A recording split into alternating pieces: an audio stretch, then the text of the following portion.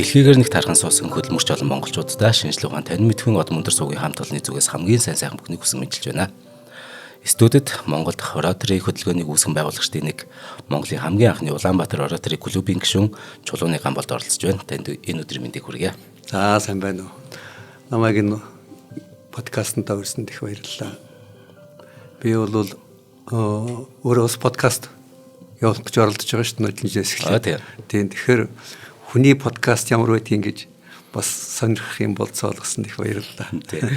Нөгөө ирж ярьслаг нөгөө гэж ингээд хамаг нууц мэдж гарах юм байна л да.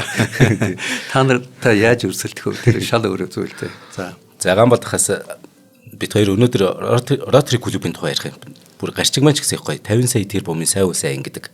Энийг яг дундуур нь юун 50 сая тэр бум төгрөгөөр ямар сайн үс хийснийг дундуур нь ярина. Эхлээд надтай адилхан хүмүүс их байгаа. Rotary гэж ер нь ойлгодгоо. Тэгэхээр ингээд бүр яг ойлгоц төрүүлэхэд бол хоёулаа нэг хүүхдэр ч мөч явуулчихлаа. За хоёулаа тэр хүүхдэд болд гэдэг нэр өгье л да. Хэдэн настай байвал зүгээр ингээд 10 настай юм уу 20 настай юм уу 30 настай юм би бүр ямар ч зөвлөгөө болохоор Rotary клубд ороод тэр хүн яг юу сурах юм те энэ талаар ярилцъя. Rotary маань бол одоо бид хоёрын уулзж байгаа нэг гол шалтгаан бол бид нар энэ жил Монголд Rotary гэдэг хөтөлбөр үүсэд 30 жил болж байгаа. Бид нар энэ 5 сар тэмдэглэнэ. Гэхдээ энэ ойгоо бол нэг ганцхан өдөр тэмдэглэх гээд байгаа даач биш. Энэ 30 жилийн дотор Rotary Монголд орж ирснээр ямар ач тусыг хүргэсэн, скул нэг хэрэг болоогүй мүү. Тэр тухай бид нар энэ одоо Монголын Rotary-чууд нэлээд илэн далангуу, дэлгэрэнгүй олон түмэнд хүрэхийг хичээнэ. Нөгөөтэйгүр бид нар дэлхийн том хөдөлгөөний салшгүйний хэсэг болно гэдэг чинь бол үндсэндээ Монгол орн бол 90 он хүртэл хаалттай тийм нийгэм байж хахад улс төр эдийн засгийн тэр реформууд Монголд их олон зүйлийг авчирсны нэгэн адил бид нар дэлхийд нээлттэй боллоо шүү дээ. Тэрний ач буйнаар бол шүү дээ Монголын иргэд бас энэ төрийн бус байгууллага гэхдээ олон улсын хэмжээнд дэлхийн хэмжээний төрийн бус байгууллага хэрхэн ажилдгийг ямар хэрэг болдгийг тэрэнд ер нь гишүүн эсэж болдгийг юм уу үгүй мүү гэдэг энэ бүх нөхцлүүдийг бүрдүүлсэн учраас энэ тухай заашгүй ярих ёстой л гэж би бодож байна. Энэ бол маш энгийнээр ярих юм бол Rotary-ийн гишүүн гэдэг маань зүгээр болж бүтэхгүй байгаа зүйлийн хажуугаар нүдэн аниад өнгөрдөг хүмүүсийн тухай таахгүй. Энэ засаг төр харсан хэрнээ гараа сонгодгүй олон асуудлуудыг жоохон ч гэсэн хөдөлгөх, шийдэхтэн дэмждэг тусалцаа үзүүлэх тийм сайхан сэтгэлтэй хүмүүсүүдийн нэг нь бол энэ Rotary-чууд байгаа юм. Тэгээд тэднүүдийн хийсэн одоо энэ 30 жилийн дотор хийсэн төслүүдийн ингээд аваад үзэх юм бол үүндээ гайхамшигтай. 30 жилийн өмнө 1995 онд Улаанбаатар Rotary клуб гэж анх байгуулсан байна л да. Тэрний нэг гишүүн нь бол би. Манай анхны ерөнхийлөгч нь бол их олны сайн танил бошгт гэж хүн байсан. Тэгээ бид нар үндсэндээ бас л мэдэхгүй байлаа шүү дээ. Rotary гэж юу юм бас л ямар хэрэгтэй юм яг гэж зарим нь бол их тийм гиндүү баячуудын клуб юм шиг одоо ингээд Монголд хөрөнгөт нийгэм зах зээлийн эдийн засаг хөгжөөд ирэхээр бол хөрөнгөтэй биелэгжүү хүмүүс гарч ирээд л шүү дээ. Нэг өөрийн тусгай тасархай тийм клубүүдийг байгуулаад тэгэл л шүү дээ. Нэг элит гэж үүсдэг нэрлээд ингээд яваад байх юм болов уу гэсэн. Тийм ойлголттой нэг хэсэг хүмүүс байсан. Үүний хэрэгдээ энэ бол нийгэмд үнэхэрийн хэрэгтэй. Энд чи бол хэнч тусалж болдог. Ёс зүйн их өндөр соёлтой хүмүүсүүдийн тийм цуглуулга гэж би бол маш энгийнээр тайлбарна гэж бодож байна. Дээр нь энэ ч эрэгтэй байна уу эмэгтэй нэ гендрийн тийм ялгаа байхгүй. Энэ ч бол хинч байсан гишүүн байж болох тийм талтай. Хэдийгээр эхэндээ олон улсын Rotary анх ихтэй бол ирчүүдийн клуб маягаар л ихсэн юм шиг байгаа юм дээ. Анхных нь клубнд тэгж байгуулагдж байсан.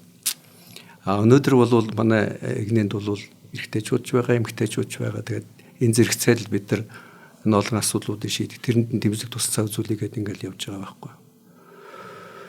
Хизээ ямар улсууд эсч болт юм бэ гэхээр зүгээр нэг голомжнаас хүн орж ирээд би танай гишүүн болъё гэх юм бол үгүй.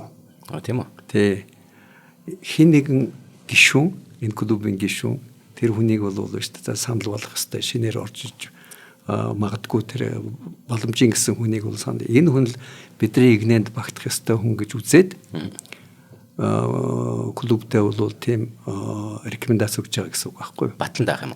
Одоо батлан даах гэж тэгж ойлгож болно тий.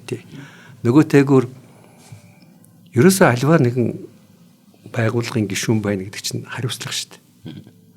Тэгээд дээр нь тогтвортой байх асуудал. Он удаан жилээр байх.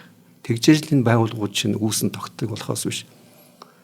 Тэгэл нэг эмоцоор нийлээл өнөөдөр биш нэг юм байгууллаа гэж хэл маргааш нь уйдаал тэгээд тэрнээсээ гараад явчих юм бол ийм олон улсын хэмжээний ийм том зорилт тавьсан дээр нь энэ их олон хүний итгэлийг хүлээсэн байгууллагууд бол оршин тогтнох тийм ямар ч үндэс байхгүй. Тэгж л хэлмээр байна. Өөрөөсөө хэллээ шүү дээ. Роторын талаар ямар ч ойлголт байхгүй гэж. Тэр бол биднүүдийн нэг бодлын сул тал. Бидний хийсэн одоо бид хоёрын ярианы явцад бол шүү дээ бид нар юу хийсэн бэ гэж би нэлээд дэлгэрэнгүй ярина. Тийм сайхан төслүүдийг хийсэн хүмүүсүүдийг мэдэхгүй байна гэдэг бол нэг бодлын харамсалтай. Нэр нь үл тодорсоо одоо бааtruуд байхгүй юу? Яг үндэ гэж үзэх юм бол. Нөгөөтэйгөр бол роторын гишүүд бол шүү дээ өөрсдөө сурчлах тал дээр суул ажиллаж байна гэсэн ийм дохио мөн. Гэхдээ бидний нэг онцлог юу вэ гэхээр нэгэн ч одоо би ийм гайхамшигтай би одоо шүү дээ нийгэмд одоо ийм бүтээсэн шүү би хүний төлөө бол ингээд энийг хийцэн намайг одоо шагнаач намайг шүү дээ таны мэдээч би ийм гайхамшигтай амтэн шүү гэж нэгэн ч тэгж хэлдэггүй л байхгүй. Тийм байна. Тэгэхээр бол шүү дээ тэр нь одоо сонгуульд орох гээд байгаа биш. Албан тушаал хөдөлтөд байгаа биш.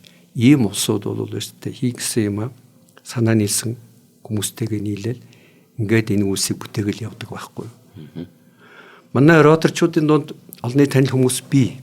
Гэхдээ тэд нар бол цөөхөн тийм олон хүн дийлэнх нь бол хүмүүс тэр болгон мэдэхгүй. Тэгсэн мөртлөө бүгдээрээ эрхэлсэн ажилдаа салбартаа бол жинхэнэ лидерүүд юм бүтээж гсэн үзүүлэх юмтай хийсэн зүйлтэй ийм хүмүүс л байдаг байхгүй.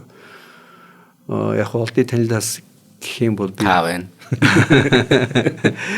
Намайг ш ротори гишүүн гэдгээр нэг танихтай биш байх. Намайг нэмсглийн гамбууд гэдгээр нь илүү яг удаага л өнөөдөр мэдлээ таныг ийм клубын гишүүн гэдэг. Тий.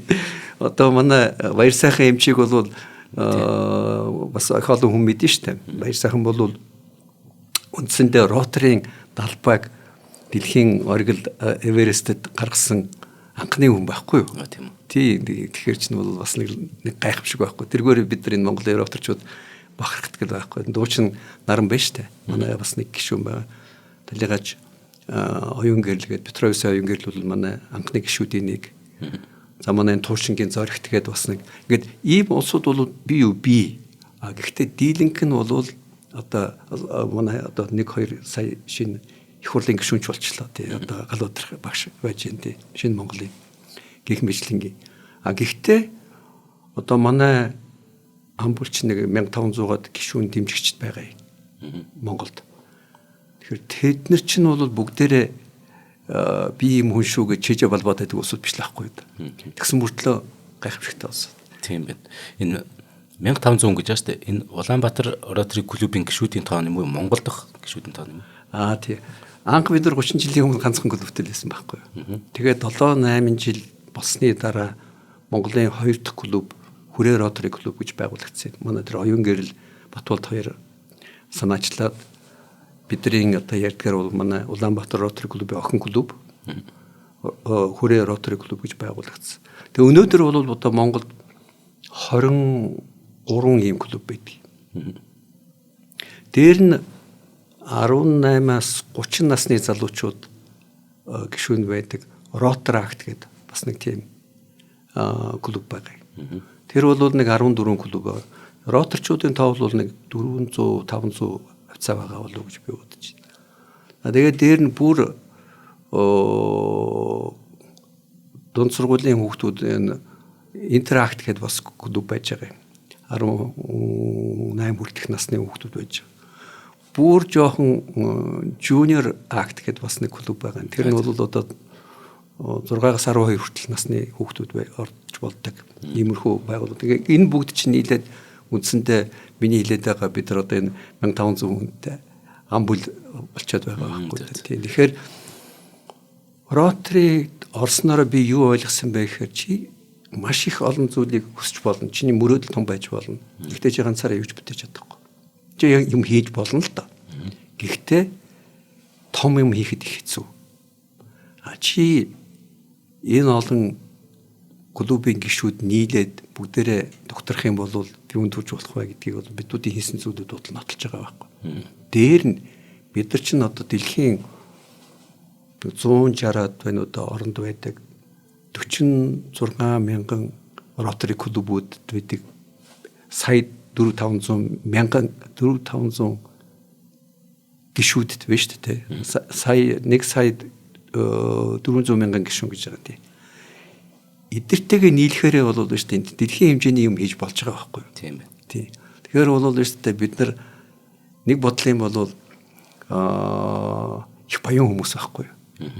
Ийм том айлын гишүүн ийм баялаг түүхтэй хийцэн бүтээсэн зүйлтэй хамт олонны нэг салшгүй хэсэг нь Монголын Rotary болчиход байж байгаа нь бол шүү дээ. Өнөөдөр бид нар заашгүй бахарх ёстой гэж ингэж ойлгож байгаа тийм. За би ган болдох намайг ингээд санал болгоод би Rotary клубын гишүүн болчлаа гэж бодъё л да өнөөдөр. Тэгэхэд очихоор яг би хаана очих жишээ нь ингээд яг юу болох юм? Та нөгөө бүгдийг мэдчих байгаа 30 жил би юу ч мэдэхгүй байгаа. Би нэг байшинд орох юм уу? Орохоор юу байх юм? Тэнгүү та нар энэ жил ийм юм хийнэ гэж одоо зарлах юм уу? Тийм. Тэр бол их ингийн. Үндсэндээ бол жишээ нь бол хэн нэгэн хүн одоо би жишээ нь өөрийн чинь санал болгоод энэ манай клубын гишүүн болж магадгүй. Энэ бол их айтай хүн байгаамаа. Энэ бол шүү дээ ёс зүй өндөр шаардлага хангасан их зөв хүн байгаамаа. За буруу хүн гэж одоо хараач юу юм гэхдээ зөв хүн байгаамаа гэж хэлээд би хөтлөөд очие гэж бодъё л та тийм. Тэгэхэд бол нэгдүгээрт бол манай клубийнхантай энэ клуб болгон бол 7 хоногт нэг удаа заавал уулздаг. Клуб болгон өөр цагаар уулзсан. Жишээ нь манай Улаанбаатар Rotary клуб бол 7 хоногийн 3 дахь өдөр болгон өдрийн 1-ээс 2-ын хооронд үдийн цайны цагаар заавал уулздаг. Тэгээд тэр ганцхан цагийн дотор бол бид нар маш олон зүйлийг амжуулдаг байхгүй. Ажлаа ярина. Болж байгаа үйл явдлыг ярина. Юу хийж болох вэ гэж төлөвлөгөөгөө ярина. Шинэ сайхан санаа соргол зүйл гараад ирэх юм бол тэрнтэй танилцсан. Тэгээд дээр нь олон улсын харьцааныхаа асуудлыг ярина. Гэх мэт ингээд. Тэгэхээр тэрэнд оролцож байгаа хүн бол одоо жишээ нь өөрөө бол ингээ харчхад энэ миний байх ёстой байгууллага мөн үү биш үү? Өө би энэ ч баймааргүй юм байна даа энэ арай надад агтсан юм байна гэх надад сонирхолгүй байна гэд явж болно. Гэтэ нэг төвчээр гаргаад төсвөртэй байгаад нэг 8 удаа манай уулзалтанд оролцсны дараа бол өөртөө бид нар харж байгаа. Энэ хүн бол өөртөө бидний дунд байж болох юм байна гэдгээ хурлаар авч хэлцээд гишүүнээр илсүүлэх ийм нэг тийм ёс жай гэх юм уу да бидний дунд байдаг. Гишүүн байна гэдэг маань бол мэдээж хэрэг хариуцлагын асуудалтай. Тэгэхээр гишүүн болно гэдэг чинь зүгээр очиод зөвхөн тэр 7 хоногт нэг удаа зүг хоол идчихээр тэгэл гараад явж байгаа биш байхгүй. Тэр хүн бол бидний зохион байгуулж байгаа тэр төсөлд оролцсон. Төслийг бол бид нар мэдээж хэрэг ямар нэгэн хөрөнгө мөнгө босгож ижил бол тэр үйл ажиллагааг явуулна. Энд ч бид нар дундаасаа хөрөнгө мөнгөө цуглуулад хийдэг ажилч би том хэмжээний хэдэн саяар ярих, хэдэн 100 саяар ярих тийм төслүүч байж байгаа. Тэнд бол бид нар ганцаархнаа хийхгүй миний түрүүний хэлсэн Монголын клубүүд өөрс хоорондоо хүчээ нэгтгэхэд хийж болно. Эсвэл бол гадны клубүүдтэй нийлээд энэ ажлыг хийдэг иймэрхүү зам байдгийг. За тэгээд энэ бүгдийг юу сонирхоогүй гэдэг чинь одоо яг өөрийн чинь л шийдэх асуудал байхгүй. Гэхдээ бас манай гишүүд бид нар бас харна шүү дээ.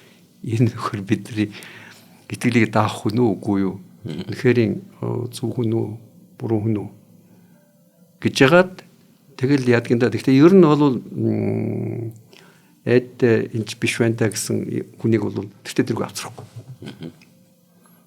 Тийм ингийн. За тэгэхээр хоёлаа нөгөө евро би бүр тэгсэн ядж байна л да нөгөө 60 тэрбум руу орчих гээд арай 60 өрөөгөө 59 тэрбум тий мөнгө гарч ихгүй шүү дээ. Яг тэгвэл энэ ч нөгөө сайн ус зориулсан болохоор. Яг хамгийн анхныхаа яг сайн усыг санаж байна та. Яг санаа шүү дээ. Тэр юу байсан бэ? Тэр чи одоо 30 жилийн өмнө гэсэн үг тийм шүү дээ. 30 жилийн өмнө бид нар яс гинэн л байсан байхгүй. Юу хийж болох вэ гэдгээ төдийлөн сайн мэдэхгүй. Тэгээ манай клуб ч нь бол нэг онцлог нь юу байсан бэ гэхээр тэр үед Монголд байсан олон улсын байгууллагын хэдийдэн гадаадын иргэд бол биш тэ манай клубын гишүүн байсан. Зарим нь бүр өмнө нь Ротарийн гишүүн байсан учраас тэр бас туршлагатай юу хийж болдгоо гэдэг. Тэгээ бид нарыг шууд юу руу холбож өгөөд тэр дэлхийн том байгууллагатай маань холбож өгөөд бидүүдийг ямар хөө төсөл хэрэгжүүлж болох вэ гэдэг. Одоо бидний хязгаарч марсахгүй нэг тийм төсөл бол нэг хөрхөө охин 2 3 байсан баха. Ховд аймгийн зүрхэнд нь 2 тийм цорхотой төрөлхийн. Тэгээ одоо амьд явах уугүй гэдэг хүртэл тийм том асуудал гараад аав нэг цагдаагийн офицер гэдэг залуухан хүүхэд. Тэгээ тэрийг сони штэ одоо энэ оюутлагын төлөөлөл өдөртөх зүйлийн саяхан нөлөн жил дарга нь болсон Шон Хинтон гэдэг хүн байна. Тэр үед өстө Монгол судлалын оюутан байгаад Англиас ирчихсэн. Ховд аймагт өстө судалгаа хийгээд ингэ явж байхдаа тэгээд тэр автын танилцаад тэгээд ийм юм болж байна гэж мэдсэн байхгүй. Тэгээд манай клубын гишүүн болоод Шон. Тэгээ ийм нэг асуудал байна. Яах вэ, ийх вэ, яа туслах вэ гэдэг. Шоны аав нь өстө Австральд Ротарийн гишүүн. Австраличууд тэнцээ яагаад яриад тэр хүүхдийг Монголоос авээд ирээ энэ чи хагалгаанд оруулъя. Одоо туслая. Гэт ингэж яасан байхгүй юу. Тэгэл эн чин том ажил өрнө үсттэй. Бид нар чинь энэ чи сүйд мэд болоод ямар гоё юм бэ гэл ингэ одоо бидүүдийн бараг л хамгийн анхны олон улсын хэмжээний тийм төсөл байсан баг.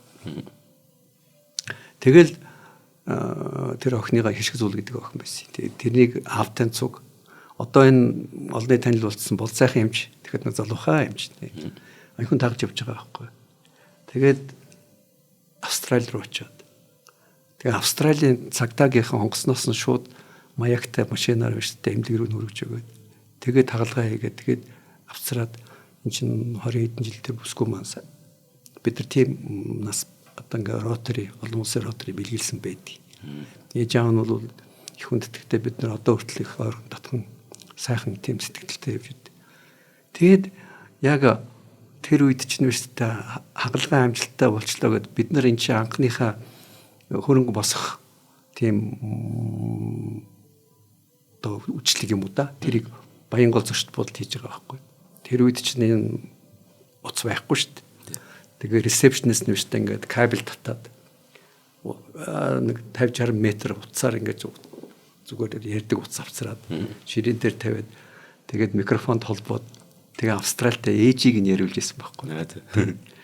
Тэгээ бид нар тэр орой тэгэхээр чинь бас Монголд яг нэг лагтар ханиад хамуу болчиход эмнэлгүүдэд хүүхдийн эмнэлгүүдэд нөгөө амьсгалын аппарат байхгүй гэдэг. Тэгээ бид нар бас л одоо тэгдгийн гинэ амьсгалын аппарат олох ажлын өчтөд тэрэнд дэмжигээд хөрөнгө мөнгө цуглуулж байгаа байхгүй. Тэгж анхны бас хөрөнгө босгодог арга хэмжээнүүдийг хийж сурч байгаа одоо тийм. Энэ бүгдийг ингээ яриад байх юм бол мартагдчихгүй. Тийм байна. Эрүүл мэндээр л одоо ихсэн байх нь шүү дээ. Дэлхийн Ротари клуб бас ер нь эрүүл мэнд рүү их орсон.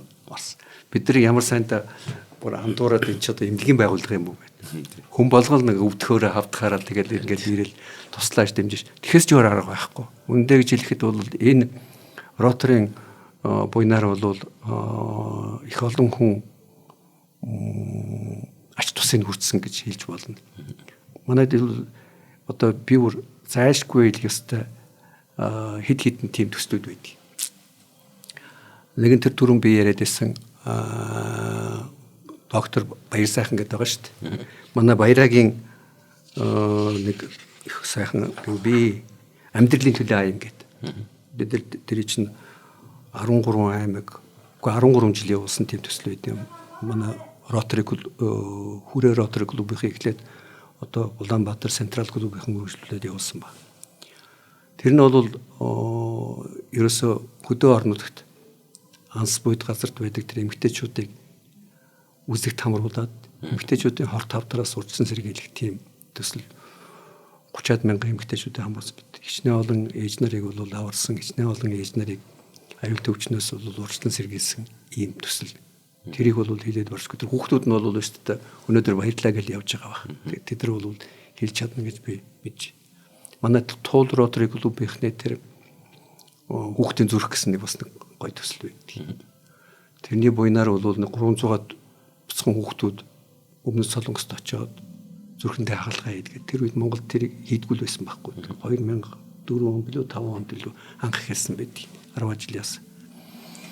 Тэгээд тэр олон хүүхдүүд одоо тэр үед 3-тай байсан хүүхд чинь энэ 20 жилийн дараа 25 6-тай болсон байж шүү дээ. Тэгээд одоо ингээд явж ингээд танд бодноо 300-аад хүүхдтэй. Дараа нь тэр үеэр чинь шүү дээ их олон эмч нарыг Монголын эмч нарыг аваачаад Солонгосын мундаг эмнэлэгтээр очиулаад сургалтанд хамруулад тэр ажилтнаа танилцуулаад эргэж ирээд идэв чинь бол энэ ажилдаа хөрвүүлнэ үст. Дараа нь эмч нар ирээд энэ чинь бас 100 Солонгосын эмч нар ирээд 120 хүүхдүүд бас хаалгаа хийсэн. Тэгээд бид нар зүгээр нэг юм ойлгосон байхгүй юу? Явуулаад аж болно. Тэгээд явуулахад биш хөрөг мөнгө хэрэгтэй. Та нар сонсож байгаа биз дээ одоо ингээл зурагтаар байнга ярьдаг шүү дээ. Манай хүүхдийг одоо хагалгаанд бол 90 сая төгрөг хэрэгтэй гинэ, 100 сая төгрөг хэрэгтэй гинэ. Дэмжээчээ туслаач. Тэгэл боломжийнхаа хэрэг хүмүүс тусалж байгаа. Гэхдээ тэр болгон тэр мөнгийг цуглуулж чадахгүй шүү дээ.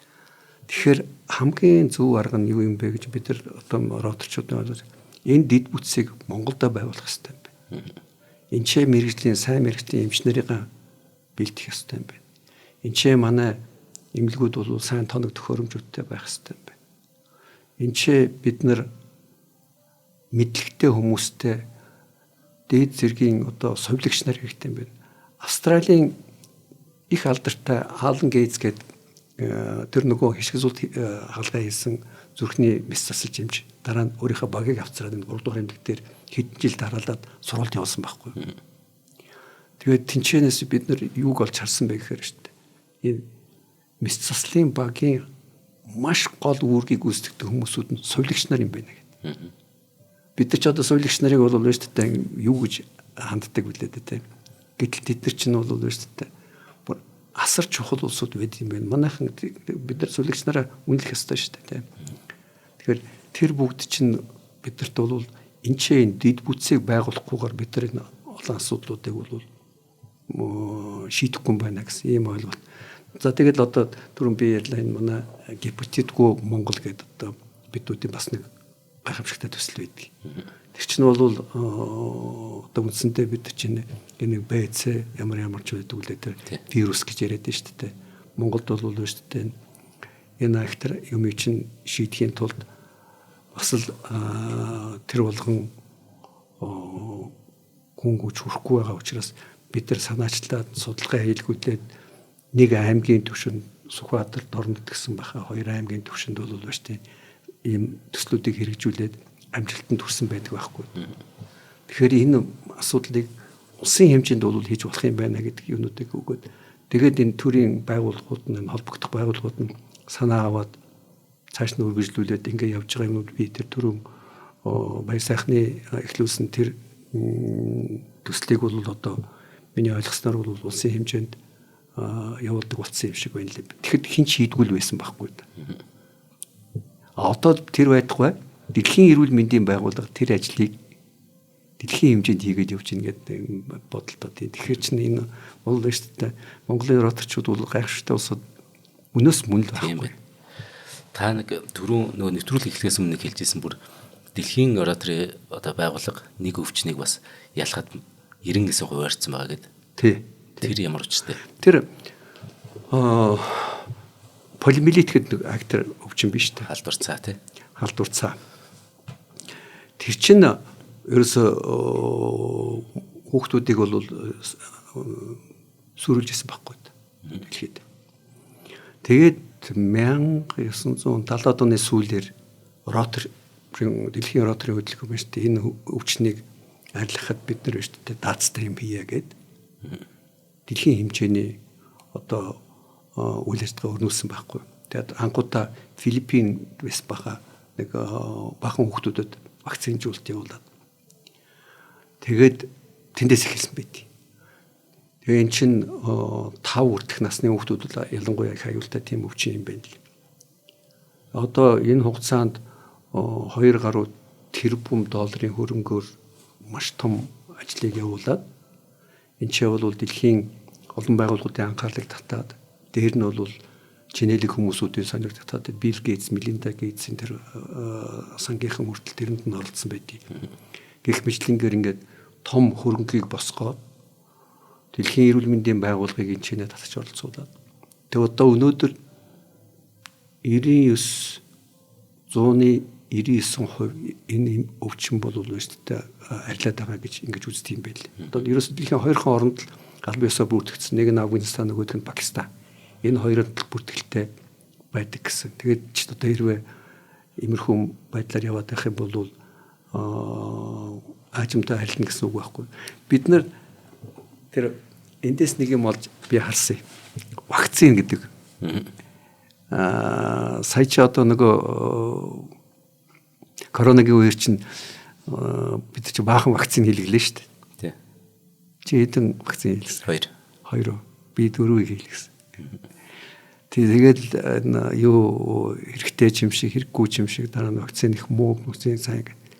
Тэгээд үндсэндээ бол вакцин хэрэгтэй гэдгийг бол шүү дээ полимиелитийг арилгасан дэлхийн туршлага бол харуулж байгаа байхгүй. Вакцингүйгээр бол шүү дээ ийм аюултай пандемиг бол шүү дээ дийлхийн аргагүй юм байна гэдгийг харуулж байгаа байхгүй. Манай Монгол ч гэсэн тэр вакцинчууд явуулж ирсэн. Манай Монголын анхны ерөнхийлөгч очир отгоо хүртэл манай роторигийн вакцинчуулалтын ажилд оролцоод хөрөх юм. Бас хүүхдүүдийн аманд байж тээ вакцин хийгээд ингэ явж ирсэн. Би одоо хүртэл мартдаггүй. Тийм гой дурсамжууд хүртэл бий. Тэгэхээр бол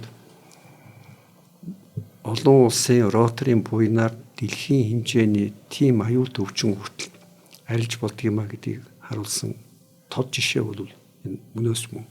Бид хоёр яг хөө тийм эрүүл мэндийн чиглэлийн юмнуудыг яриад байна. Гэхдээ бид нар бол олон чиглэлээр ер нь 5-6 жил чиглэлээр бол үйл ажиллагаа явуулдаг шүү дээ. Харин тий хоёлаа сайхан эрүүл мэндийн тэг байгууллага юм шиг гэж та хэлсэн яг тийг санагдаж шүү. Би бас нөгөө вакцины талаар зөвхөн жоохон буруу ойлголттой хүмүүс маахыг сонсч байвал би бас нэг жишээлээ. Smallpox гэдэг одоо тий цэцэг өвчин байгаа. Цагаан цэцэг гэдэг өвчин энэ бол дэлхийн түүхэнд бол 100 сая хүний амийг авч ирсэн. Зөвхөн 20 дугаар зууны ихэнд тэгэхэд 300 сая хүн энэ өвчнөр өөд болсон байдаг. Монголчууд ч гэсэн энэгээр өвчлсөн хүний тал нь Монголд одоо тэнгэр тайлдаг байлаа.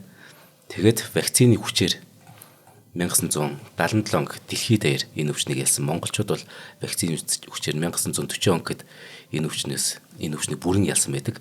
Тэгэхээр вакцин бол тий гайхалтай. Энэ бол хүн төрөлхтний маш том нээлтүүдийн нэг шүү гэж бас хэлмээр байна. Заагаан бол дахаас дараагийн асуултууд бүтлгүүцэн юм байд юм уу? Яг ингээд нэг за энэ төслийг хийндэ гэл ингээд бүгд ингээд орсон ч нөгөөд нь бүтлгүй болсон. Ер нь гайгүй эсвэл хэцүү шттэ. Асуудлууд шийдэгдэг асуудлууд дэдэ олон байна шттэ. Тэр болгоныг хажуугаар нь зүгээр өнгөрөөд байж болохгүй. Шийдийгэхээр тэр болгон хүч хөрөнгө цаг зав тэр болгонд байдгүй. Тэгэхээр бол тэр утгаараа бол хэцүү. Би хэцүү гэж хэлнэ. Тэрнээс биш тийм бүтлгүүцсэн гэж хэлэх арга байхгүй. Биднүүдийн хэрвээ нэгэнд л ихэлсэн бол дуусгаж ажил тардаг байхгүй юу? Заавал эцсийн тултал нь бол шүү дээ энэ роторчууд чи явдаг. Тийм гайхамшигтай болсон. Тэгэхээр уучлаарай таны яригдсан. Ротори клуб гэдэг шүү дээ. Энд нэг ерөнхийлөгч гэж хүн байх. Энийг хугацаагаар сонгодог. Тэгэхээр тэр хүн ингээд бүгдийг яг ингээд төлөвлөх үү? Эсвэл тэр хүн яг ингээд зүгээр менежерийн төвшөнд ажиллах уу? Ерөнхий менежер. Ротary нэг онцлог биш та. Одоо бид нар бүгдээрээ ингээд клубыг ингээ хайх юм бол маш олон ерөнхийлөгчтэй юм шиг бодогдно. Маш олон удирдахтай юм шиг. Ягаад гэвэл жил болгон ерөнхийлөгчөд сольдог байхгүй юу? Тий. Ерөөс нэг жилийн хугацаатай ерөнхийлөгч сонгодог. Манай Ротary-ийн жил чинь 7 сарын 1-нд эхлээд дараагийн жилийн 7 сарын 1-нд дараагийн шинэ жил нь эхэлдэг байхгүй юу? Тэгэхээр бид нар энэ хугацаанд бол ерөнхийлөгчөд сонгоно. Гэхдээ энэ залгамж халаагаа бэлдэх тэр зарчим нь бол маш нарийн. Бид нар энэ жилд ерөнхийлөгчөд сонгоно. Дэд ерөнхийлөгчөө бол тодорхойлчихно.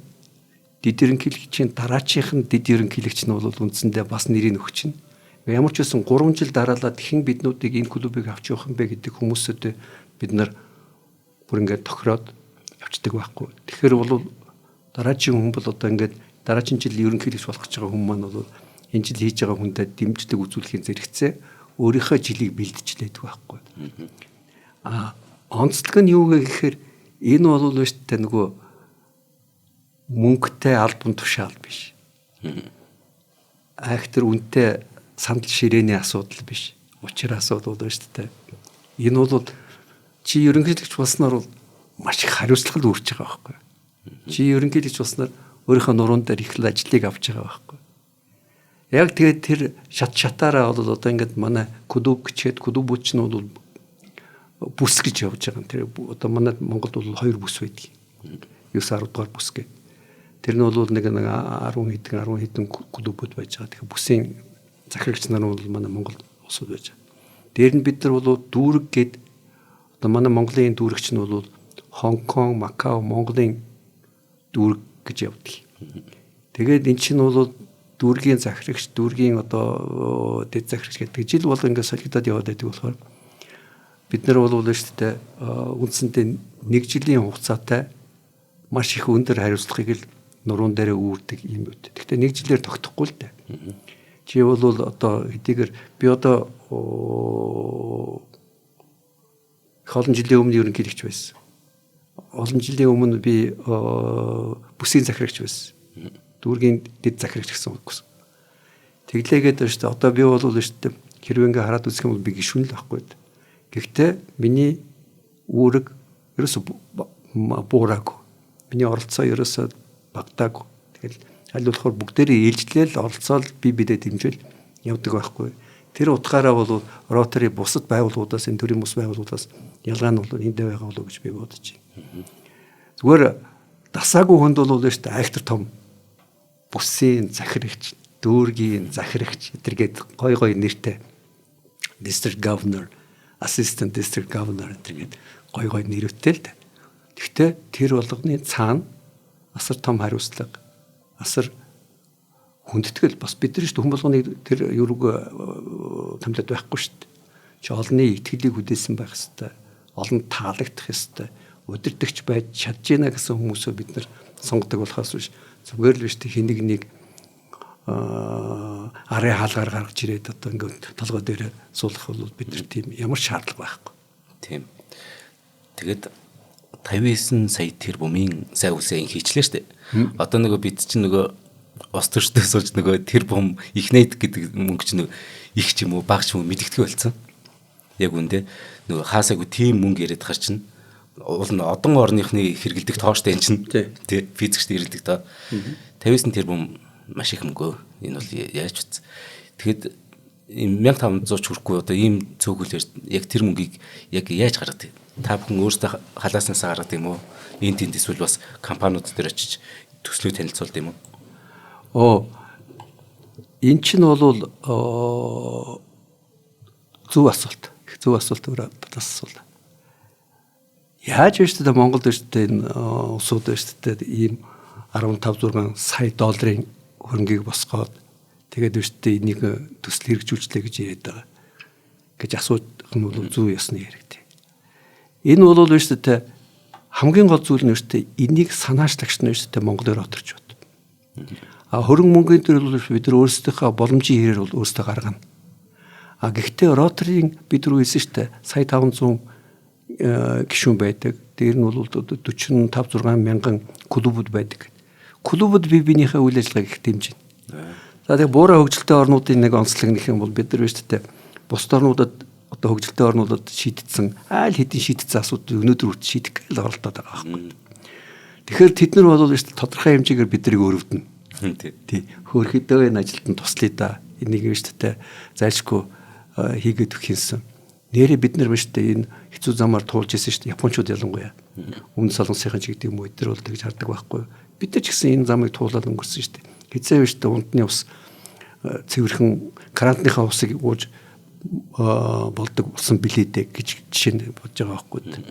Бид нар чинь тийм асуудлуудыг шийдэг гэж манай унтны усаа худгийг гаргачихад тэр хавийнхныг биш үү усаар хангадаг асуудал өнөөдөр хүртэл биш үү тулгымцсан хэвээрэл байгаа шүү дээ. Тэгэхээр энэ ажлыг чинь роторчууд хийж байгаа байхгүй. Тэгэнгүүт нь биш үү солонгосын клуб үуч гэдэг юм уу Японы клуб Тайваныхан тэр худаг гаргаж байгаа бол маа энд чинь бас дэмжлэг юу болгоод өгье гэдэг ингэж байгаа.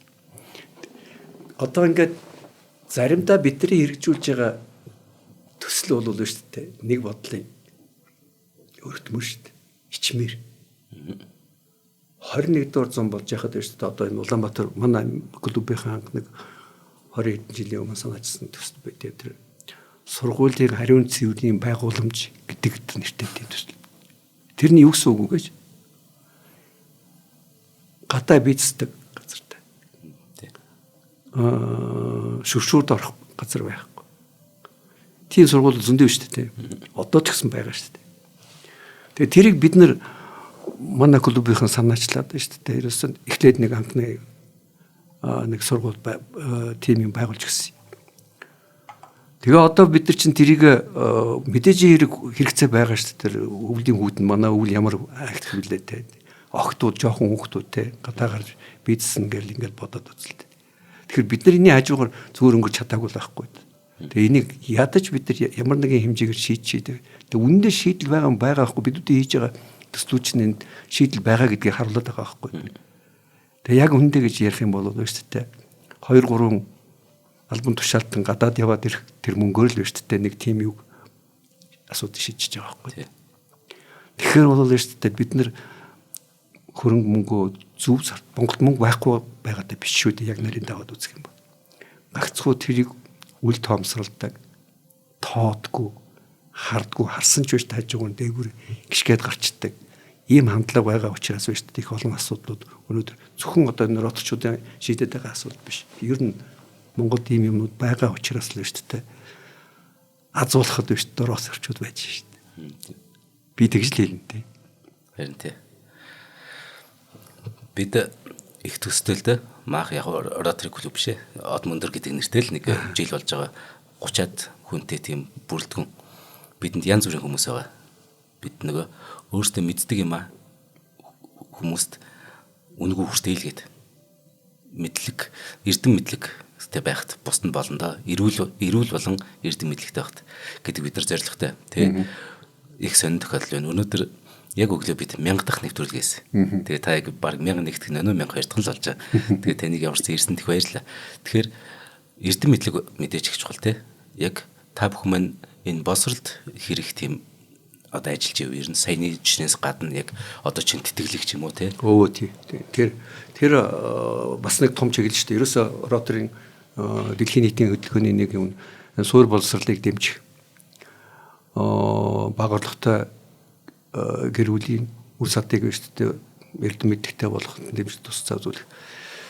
Бидний Монголын роторчуудын бас нэг нэлээд олон жилийн өмнө санаачилсан нэг төслүүд байхгүй юу? Малчтын хүүхдүүдийн тэтгэлэг гэдэг тийм төсөл. Тэгээд тэр үед дэлхийн ротary хэмжээний 10 топ төслүүдийн нэг нь болж исэн байхгүй юу? Ямар гоё. Тий. Тэгээд тэр нь юу байсан бэ? Маш энгийн байхгүй. Тэгэхээр бас эргэл манай Монголын бодит байдал. Тэр үед чинь ерөөсөө 90 оны дараа манай дэнчи чинь ямар байлаа да тий картын бараатай энэ гэдэг. Ротary чөгдсөн бас нэг шалтгаан тэр шүү дээ. Энэ хүмүүлгийн дэмжлэг биш дээ. Үнэхээр хэрэгтэй байсан байхгүй. Ёс суртахуун бүр алга болчихгүй байхад нь тэрийг үлдээх амар чухал байсан байхгүй. Энэ хэмжүүрүүд чинь энэ үнэлэмжүүд Монгол нийгэмд биш дээ байх ёстой шүү гэдгийг тогтоож өгдөг хүмүүсүүдийн нэг нь бас л энэ роторчууд байхгүй. Тэгээ өөрийнхөө үлгэр жишээгээр өөрсдийнхөө үйлдэл дээр энийг харуулах гэж л оролдож байсан улсууд бол өнөөдөр ч гэсэн хүртэл ингэж хийгээл явж байгаа байхгүй. Тийм ч учраас би түрүү хэлсэн шүү дээ. Бид нар би өөрсдийнхөө нэг сурталчлаад би гэд байдгүй. Зүгээр л ийм байх ёстой гэж ойлгоцсон. Тэгээд тэрийг хийснийхаа дараа бол өөртөө эргээд бол ингээд дагалд нэхэл болоод хариу нэхэд л байдаг тийм усуд биш байхгүй. Тэгэл хариу нэхээгүй хайр маар энэ төр гэл яриад байд. Үнэндээ тэр тийм байдгийн. Тэгээ энийг бол өөртөө яг роторчуд хийж байгаа байхгүй. Тэгэхээр одоо бага орлоготой хөдөөний малчтын хүүхдүүдийг бол тэр үед дээд сургуульд суралцах болцоог нь бид нар олгож өгч ирсэн.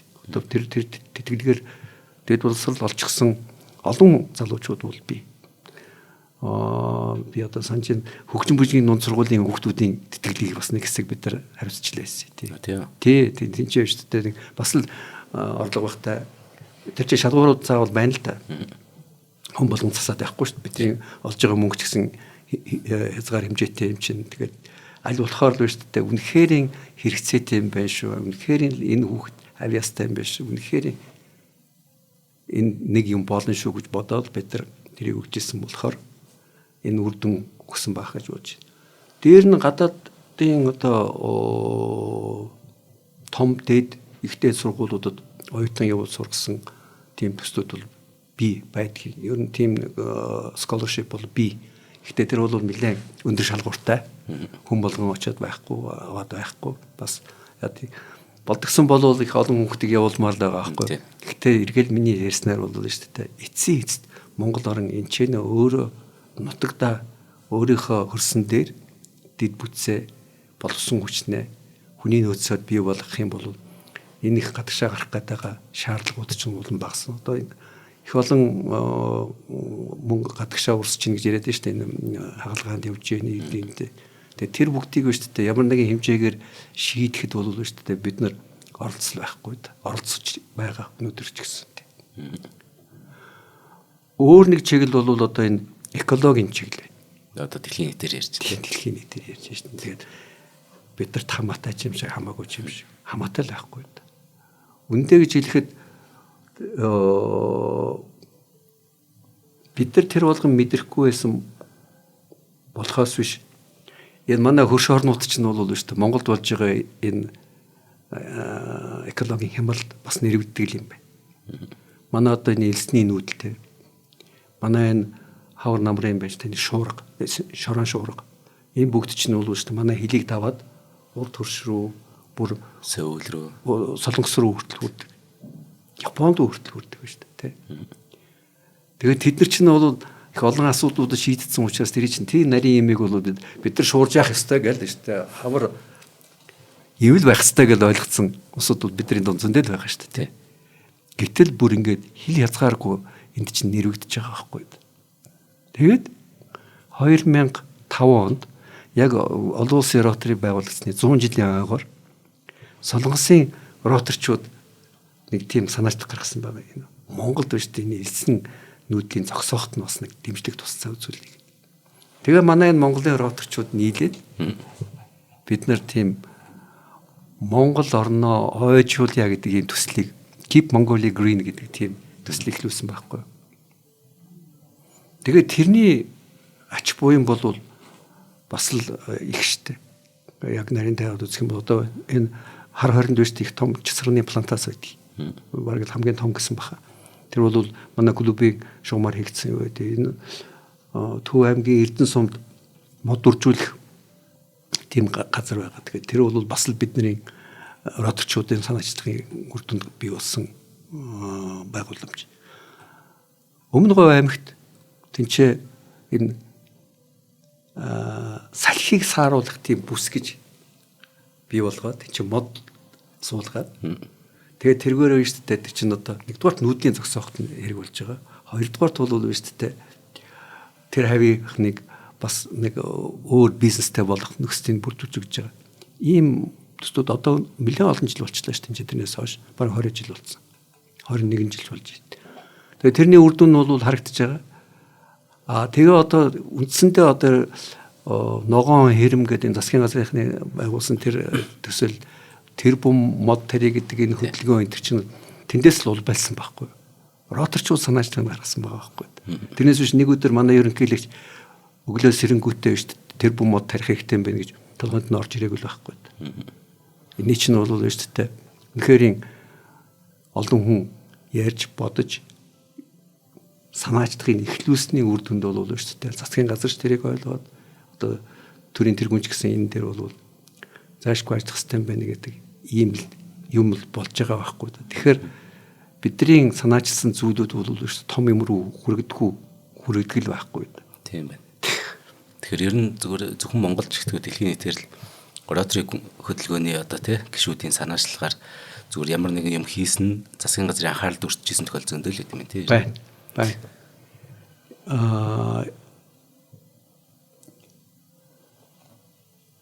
Би одоо болж байгаа юм яриад шүү дээ. Тийм. Болохгүй юмнууд тухай бас зовлон бас хуваалцъя гэж бодож байна. Энд чинь бид рүү хэлсэн шүү дээ. Гадныхан биднэрт санхүүгийн дэмжлэг үзүүлж ийж одоо их олон юм төслүүдээ бид нар хэрэгжүүлж байгаа гэдэг. Ингээ бодоод үзтээ жишээ нь шүү дээ манай роторчуудын хийж байгаа нэг 30-40 мянган долларын үнэтэй төслийг одоо бүтээгдэхүүний одоо юу ч байж болно л доо. Эмнэлгийн төхөөрөмж гэдэг юм уу Монгол руу явуулсан бай гэж бодъё. Тэгээ ирээд ямар зовлон байдаг гэж гайлын дотор. Ямар гэж яах чинь. Тэгээ нэг бид нэр олон жил ярьж байгаа. Тэгээд гайлчдыг буруутах арга байхгүй. Тийм. Ягаад гэвэл гайлынхан тэр тоглоомынхаа дүрмийн дагуу бид нартай харьцаж байгаа. Сангийн яамд очиод ингээд талнуулаад яриад ингээд одоо үе үеийнхэн л үл ярьсан бид нар бол нэг их агц гараагүй. Гэхдээ яг сангийн яамныхан ч бас шийдэхгүй юм байл. Тэр одоо жишээ нь улаан загалмай нийгэмд гэдэг байдаг шүү дээ. Тэрний шугамар орж ирж байгаа энэ хүмүүлгийн тусламжийг бол гайлын татвараас чөлөөлөх тийм юу байдаг юм бэл нөхцөл. Үндсэндээ бол бид нар ч гэсэн тиймэрхүү юм хийж байгаа байхгүй. Тэгэхээр тэрэн дээр бол тийм ялгууртай хандаж ойлгож бид нар тусалж байгаа усуд шөө дээр нь гайлын татварын мөнгөийг явуулаарай гэж хэлгээ боддоо. Ичээд хэлэхгүй шүү дээ мэдээж. Үгүй хэлж байгаа заримдаа хэлнэ. Нүүрлэж байгаа. Үгүй яах юм? Хэрвээ мөнгө байхгүй бол тэгээд яах юм? Тэгэл энэ чэнэс мөнгө цугдуулна мэдээж. Одоо манай клубын шугамар $400,000 тийм төсөлтэй тусламжийн юунд орж ирэх гэж байгаа. Тэгээ боддоо гаалийнхэн татвар ямар байх вэ те. Энийг бол шүү дээ одоо их хурлын төвшнийхэнд хүртэл бид нар ярьж ирсэн. Бүр их хурлын дарагтай хүртэл уулзаад энэ асуудлыг хөндөжл байсан. Тэгээд анхааралтай авлаа яалаа гэдгийг тэгээд бол шүү дээ. Хэрвээ Монгол орн бол шүү дээ хүмүүстэй гадныхантай бас дэмжлэг авъя. Хэрвээ бид нар шүү дээ гадныхныг тэр хүмүүнлэгийн энэ том сунгасан гарыг шүү дээ зөвөр бид нар хүлээж авъя. Хүндлээ үзүүлье гэж байгаа бол бид нар ямар нэгэн алхмууд хийх ёстой байхгүй. Тэгэхээр энийг бол шүү дээ бид нар одоо бүтэхгүй байна гэдэг ингээд орхихгүй. Бид нар гөөцөлд нь одоо шинэ парламенттай болсон эдгээр бол бас эргээд ахаал шинэ улсуудад ярих болж байгаа байхгүй юу. Тэгэл ингээд дахиад оролцсон. Гэхдээ манай сая роторын гишүүн хүртэл хоёрч гишүүн их хурлын гишүүн болсон болохоор бид нар бол бас араа юм хэлүүлэх ойлгуулах чинь миний хувийн бараа орж ирчихэд шүү дээ би тэнцээ хөнгөлт үзүүлээч гэж гуйж байгаа биш байхгүй да. Засгийн газар нь шүү дээ дандаа үлдэгдлийн зарчмаар төсвөө хийдэг тэр салбаруудад бид туслах гэж оролдож байгаа шүү дээ. Яг нарийн даваад үзэх юм. Тэгэхээр тэрэн дээр бол шүү дээ бас арай өөрөөр хандах нэг тийм юм байж болмоор юм шиг л тэгж л ойлгож байгаа байхгүй да. Тийм. Нөгөө хийгээвэл арга нь болдог шүү дээ тий. Нөгөө хийхгүй гэвэл шалтгаан л болцдог гэдэг шиг. Ер нь ингээд би ч бас би арга залуу байхдаа их олон төрлийн бас байгууллага албан тушаалтай байл, сонгуультай байл тий. Одоо бол биш дээ би тэр бүгдээс аль болохоор ингээд цөөлсөөр одоо тэгээд би нэг 3 байгууллагатай л үлдсэн байхгүй юу. Би бол одоо бас өнөөдөр Монголын урлагийн зөвлөлийн тэргүүн гэж явдаг. Тэгээд ингээд нэг юм ингээ анзаараад байхад бол ер нь төрийн байгууллагууд байна шүү дээ. Төр итгэл үзүүлээд өөрийнхөө тэр болгон гар нь өрөхгүй байгаа, зав нь өрөхгүй байгаа, хүний нөөц нь өрөхгүй байгаа энэ ажлуудыг итгээд даатгаад хэрэгжүүлдэг ийм зарчим дэлхийн нийтээр яваад байгаа. Delegation of power гэдэг одоо энэ эрх мэдлийг шилжүүлдэг олгодог энэ тийм зарчим байгаа шүү дээ. Тэгээд тэр хэрвээ шүү дээ шалгарсан үйл ажиллагаа нь бол тогтчихсон ийм төрлийн бус байгууллагуудад бол шүү дээ засаг төр биш тодорхой хэмжээний санхүүгийн дэмжлэг үзүүлээд тэр ажлаа хийлгүүлж явах нь өөрсөндөө ч гэсэн үсэйд байхгүй. Тэгж хийж болно. Би сая Европ холбооны элчин сайдтай уулзаад ярьжсэн чинь Литв гэсэн бахад Литвд бол шүү дээ соёлын яам нь хөрөнгө мөнгө зарцуулдаг юм байна. Тинчээ нь шүү дээ урлагийн зөвлөлдөө тэр эрх мэдлийн өгчгсөн. Тэгээд мөнгөний бол бюджетийн бол өгчгсөн. Тэд нар бол тараадаг байх байхгүй. Тэгээд тэр ажил би нодлон жил өмнөд Солонгост бас урлагийн зөвлөлийнхээ шугамар байсан байхгүй. Тентхийн урлагийн зөвлөл бол бас улсаасаа шүү дээ дэмжлэг аваад тэр ажлыг улсын өмнөөс хариуцлагатайгаар хийж байгаа байхгүй. Тэгэхээр тэр чинь юуг хэлээд байна гэхээр илүү хариуцлагатай, илүү хянуур, нягхур хийх боломж байгаа шүү гэдгийг шүү дээ дэлхийн бас бус орнуудын туршлага харуулад байгаа байхгүй. Монголд бол шүү дээ одоо хэд хэдэн бүр тийм мэрэгжлийн төрийн бус байгууллагууд байгаа шүү дээ. Тэднэрт итгэл үзүүлэх, тэднэрийгээ бол шүү дээ дэмжих энэ ажлыг хэрвээ хийх юм бол төрд ч гэсэн өөртөө хэрэгтэй байхгүй. Тэрийг бол шүү дээ бид нар бас хаана ярих ёстой болов гэж би ингэж бодож байгаа. Тийм манай соёлын яамныхан сонсч ивэл угаасаа манай би өнөөдөр би зүгээр нэг гоё уриалах хэлчихэ. Нэг од мөндрийнхэн байна те. Археологийн нууцуд гээд 50 дугаар хийчлээ. Мянган нэвтрүүлгийн 50 чинь археологийн нууцуд гээд Чингисийн музейн тэр 2 давхарт байдаг хүннүүгийн олдруудыг бид нэр гайхалтай сайхан жилжингээ ярьлаа. Ирэх жилийн бид нар мянган нэвтрүүлэг хийн. Тэрний бас 50 нэвтрүүлэг нь Дөөрбөж Эрдмийн театрын яг тавигдах тэр дөөр балетийн бид нар сайхан гайхалтай түүхүүдийг ярина. Бид нар Дөөрбөж Эрдмийн театрын удирдлагатай уулзсан байгаа. Тэгээ та бүхэн маань сайн ажиллаж байгаа. Бид нар бас өмнөөс ч бас сайн ажиллаж байгаа шүү гэж хэлмээр санагдсан юм аа зүгээр. Гайхамшигт. Та нар тэгвэл юу үндсэндээ бол шүү дээ энэ чинь хийх ёстой хэн нэгэн хийх ёстой зүйл байхгүй тий. Төр болно шүү дээ төрийн байгууллагууд энийг холбогдох байгууллагууд нь хийвэл сайн. Гэхдээ тэднэрт биш дээ энэ бүгдийг хийх нөөц бол хэцүүшл хомс шүү дээ. Гэтэл шүү дээ энийг санаачлаад сэтгэл гаргаад энэний төлөө улаан мөнгө олохгүй ээж хийгээд явж яадаг улсуудыг дэмжих бол шүү дээ их л ухаантай хүний хийх ёстой ажил байхгүй. Төрийн түшээ гэж тийм л хүнийг хэлнэ шүү дээ. Тийм төрийг түшнэ гэдэг чинь. За өөр бас нэг зовлонтой юм одоо ингээд би бол жишээ нь өнөөдөр нэгэнд сэдвийг хөндөд ирж байгаа юм чинь энэ юу сэтгэлийн дэм их хэрэгтэй байдаг. Яг үнэ. Бид нар шүү дээ юу ч гуйгаагүй шүү дээ. Харин өгөх гээд шүү дээ. Өгөх гээд байгаа биш. Өгөөд байна. Тэг өгөөд байна. 30 жил өгч जैन те. Тэгээ ингээ явж яхад биш дээ. Биднэрт биш дээ. Сэтгэлийн дэм тэр холбогдох байгууллагуудаас өгөх юм бол айдтай мөн хэрэгтэй дээ. Бид нар тэр коронагийн үеэр биш дээ том компаниуд 10 сая төгрөгийн дэмжлэг биш дээ онцгой комиссд өглөө улсын юу чиглэлээр тэр холбогдох байгууллагууд нүдэ. Бид нар роторчууд 100 сая төгрөгийн ханд өгсөн шүү дээ. Вау, ямар мундаг юм бэ та. Бид нар 100 сая төгрөгөөр тэгээд бид нар ингэх ёстой л гэж ойлгосон байхгүй. Энэ бол Монголын роторчууд өгсөн мөнгө байхгүй. Тий. Тэгээд тэрнийхээ төлөө бид нар шүү дээ бид нар гайхамшигтай шүү. Бид нар шүү дээ улс орноо аварж хинч тийм юм дуурайгүй шүү дээ.